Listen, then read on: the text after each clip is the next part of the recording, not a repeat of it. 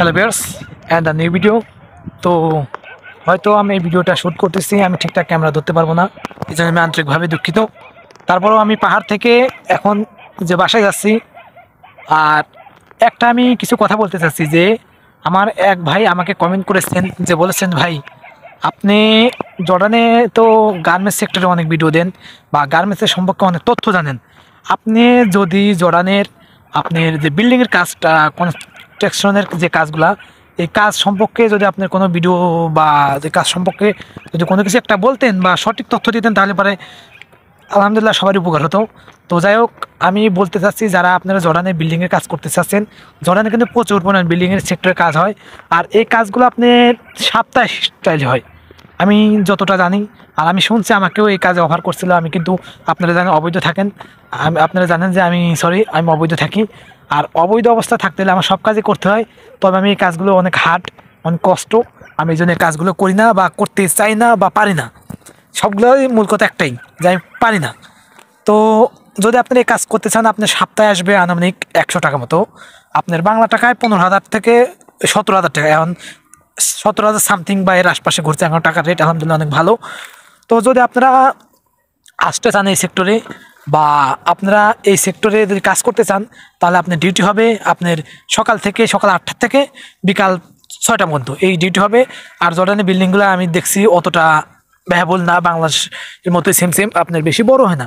এখানকার কিন্তু একটা জিনিস কি, এখানকার ইটগুলো কিন্তু অনেক প্রচণ্ড ভারী, একটা ইট হতে পারে 20 কিলো বা 15 কিলো এরকম হতে পারে। বাংলাদেশের ইটগুলো যেমন 5 কিলো 6 কিলো, কিন্তু এখানকার ইটগুলো আপনার পাথর দিয়ে তৈরি, এবং এখানকার ইটগুলো পাথর সিস্টেমই।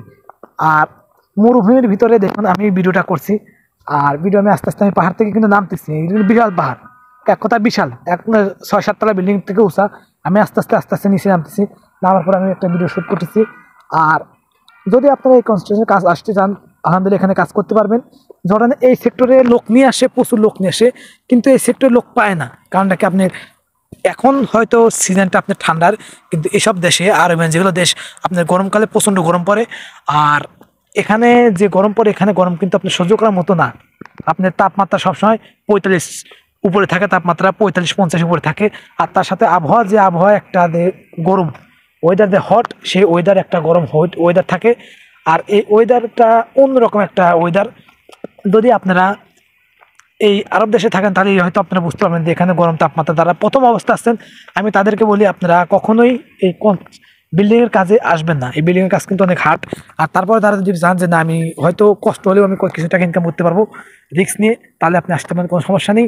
আর এই রিলেটেডে যদি আপনি কোনো দালাল হয়তো বলতে পারে যে এই বিল্ডিংয়ের কাজে আপনার জর্ডানের একমাত্র গার্মেন্টস সেক্টর ছাড়া আদার্স আপনি সব সেক্টরেই, আপনার সব ইসেতেই আপনার কিন্তু অনেক টাকা পয়সা লাগে, আর অনেক আসতে 3-4 লাখ টাকা করে খরচা হয়।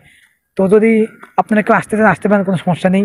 আর আমার ভিডিওটি যদি ভালো লাগে থাকে অবশ্যই লাইক কমেন্ট করবেন, আর আমার ছোট্ট চ্যানেলটি সাবস্ক্রাইব করে পাশে থাকবেন। আর প্রবাসী রিলেটেড আমি সবসময় কিন্তু ভিডিও তৈরি করি, আমি প্রবাসীদের খুঁটিনাটি সব কিছু তুলে ধরি, আপনারা জর্ডানের যে কোনো রিলেটেড। আর আমি জর্ডান থেকে আদার্স কোনো দেশে যাওয়ার চেষ্টা করছি, যদি আমি যেতে পারি আমি সেখানকার ভিডিও তৈরি করবো। আমি জর্ডান থেকে সৌদি যাওয়ার চেষ্টা করতেছি। তো ভিডিওটি যদি আবার বলে ভালো লেগে থাকে অবশ্যই লাইক কমেন্ট করবেন, আমার ছোট্ট চ্যানেলটি সাবস্ক্রাইব করে পাশে থাকবেন। ধন্যবাদ। বেতন কিন্তু একটা হবে, কাজটা কিন্তু অনেক হার্ড হবে, আর এখানে সুযোগ